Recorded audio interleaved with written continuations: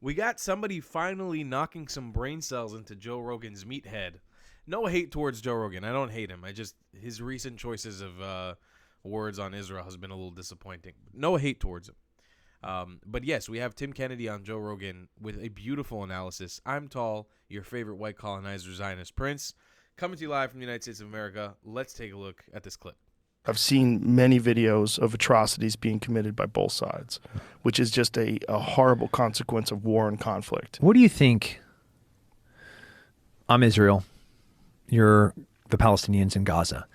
If every one of the people in Gaza laid down the arms and stopped attacking, what would I, Israel, do to you? It's a good question. Nothing. Oh, Joe. They've tried it 5 different times. They literally stop attacking. Israel has never, not one time in history, initiated any conflict. Every single one of those things that you're pointing to is a retaliatory attack by a terrorist organization. But if that was switched, where I, Israel, you, Hamas in Gaza, I take all of my arms and all of my protection and I laid them down, what would Hamas do? They would kill every single one of us. That's what they do. That's what they're sworn to do. That's their motto and the origin of their existence, all the way back to the Grand Mufti traveling to Hitler to ask, how do we solve the Jewish problem? Like, you want to follow from the Hamas to the Muslim Brotherhood, all the way back to the Grand Mufti, to Mujahideen, and you see the origins of one thing, which is, how do I solve the Jewish problem, is to eradicate and kill them. That is what Hamas came from. Not the Palestinians, not those poor people stuck in Gaza. But in that problem, if all of Hamas just went away, we would have peace. If they laid down their arms and they stopped murdering innocent civilians and raping women and killing babies, you'd have peace. If the other side laid down their arms, they would all be murdered, all 7.5 million of them, until they just were walking in blood through the Jordan River. How do you solve this problem? The radicals have to be eliminated. The terrorists have to go away. That is not, I'm not conflating the Palestinians and the terrorists. Those are separate things. But if there's 2.5 million people that are living in Gaza that are allowing 30,000 terrorists to run them, at some point, the olive branch cannot be extended from Israel when 30,000 people are using that region to launch attacks into their sovereign nation. On a scale from 1 to 10, my friend, you're fucked.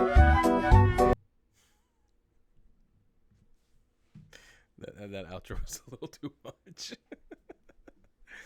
Oh my God, Tim Kennedy, man. Let me tell you something. I have seen many people speak about Israel-Palestine on Joe Rogan's show, but that was one of the best assessments, one of the most accurate, streamlined thoughts. And a special shout out to Tim Kennedy. I wrote him a message on Instagram.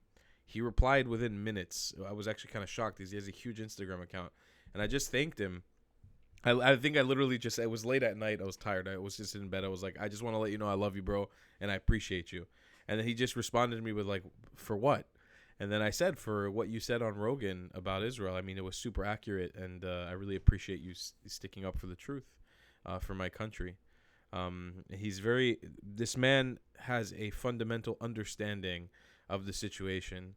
It is absolutely true that Israel / the Jewish people, at least in the history context with the Muslim world, have never been the instigators of anything. Ever. Not once. It's always only ever been in the form of self-defense. Only and ever. If Israel has ever attacked an Arab army, it has never been for the desire to conquer land, to take over, to colonize, to eradicate. It's only ever been in the act of self-defense or furthering defensive capabilities. Only and ever. And Tim has a fundamental understanding of what it takes to survive in Israel, which is we can't put down our arms until our enemies do, because our enemies want to murder each and every single one of us. They don't see us as worthy of living on the same planet as them, and it's an issue. Watching this clip,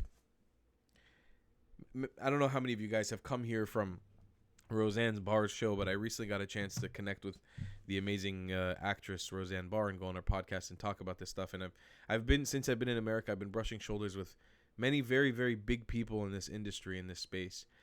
And while going on Joe Rogan's show seems so far-fetched, I don't think he would ever really bring me on.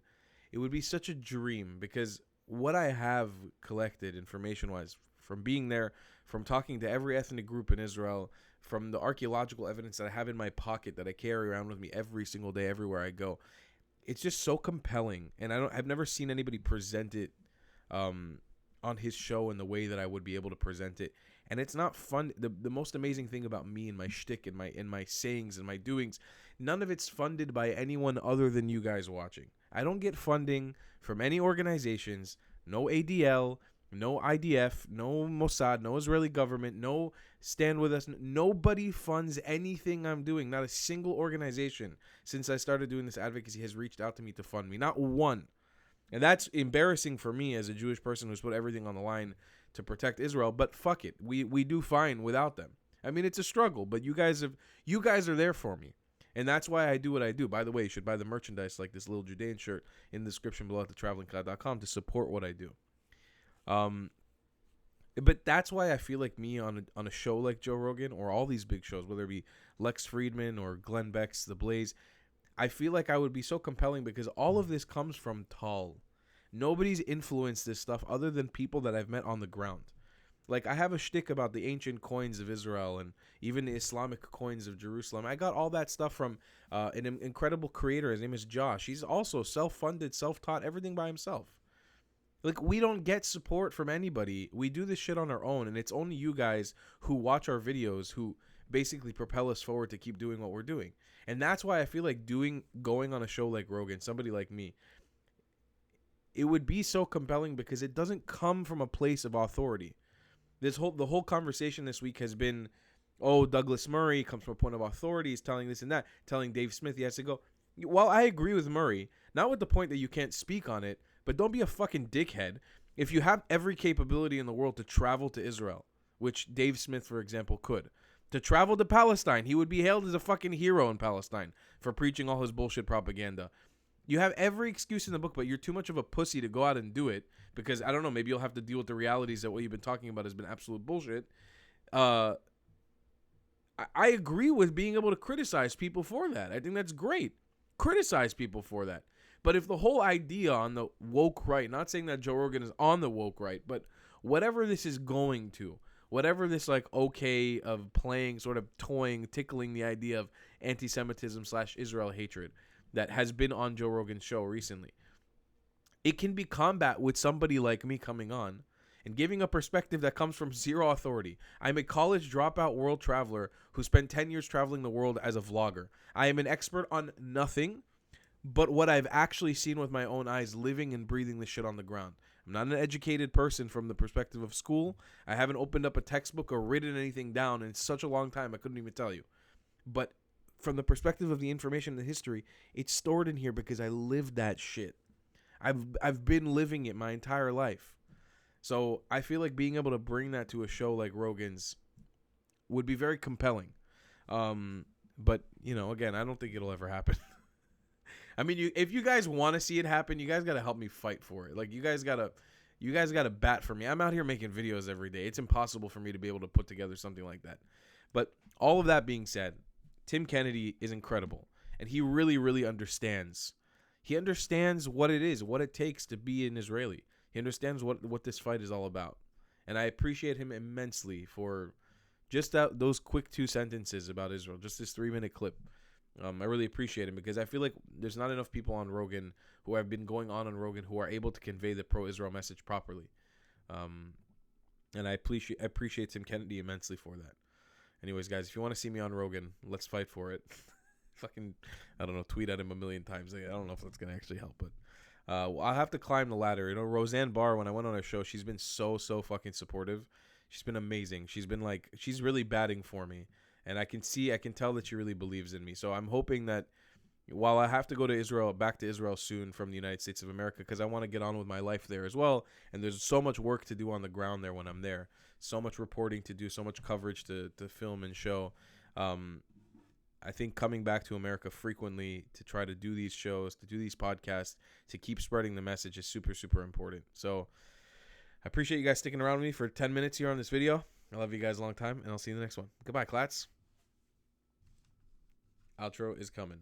If you believe in my content and want to support me, just know your help is needed. There's a bunch of great ways to support me, being PayPal, Buy Me a Coffee, or joining my Patreon community down below. Patreon is the best way to support my channel, and you'll get a bunch of cool perks depending on what tier you join. Another great way to support me is by buying my merchandise on thetravelingclat.com. I regularly drop new merch designs like this beautiful hat, or this amazing shirt, where you can support the channel and get something cool for yourself. I also have an amazing Discord community with people from all over the world. Thank you so much for your support.